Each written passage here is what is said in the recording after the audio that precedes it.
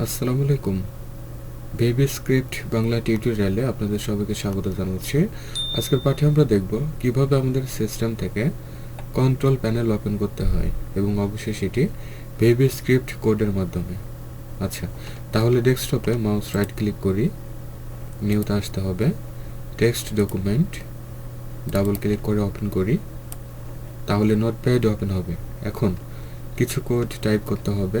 Set shell equal রাখতে হবে create object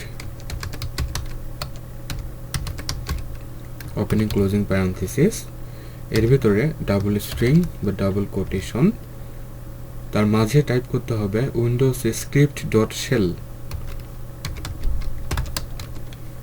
shell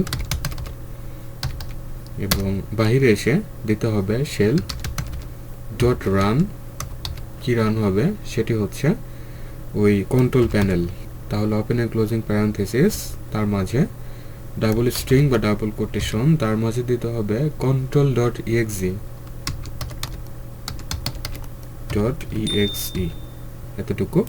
এখন এই কোডকে আমাদের সেভ করতে হবে।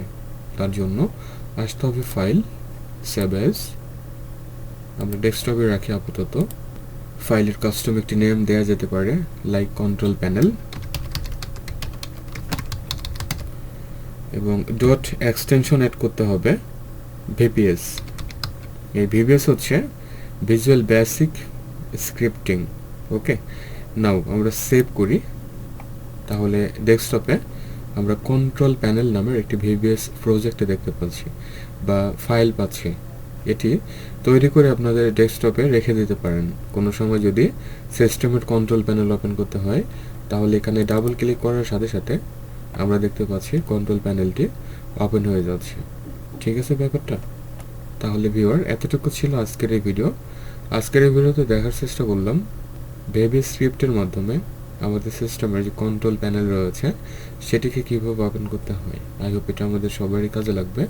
আর ভিডিওটি ভালো লাগলে লাইক, কমেন্ট, শেয়ার করবেন, চ্যানেলটিকে সাবস্ক্রাইব করে রাখবেন, আর নতুন ভিডিওগুলো দেখার জন্য বেল আইকন প্রেস করে রাখবেন।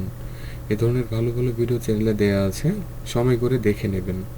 সবাই ভালো থাকুন, সুস্থ থাকুন। Thanks for watching.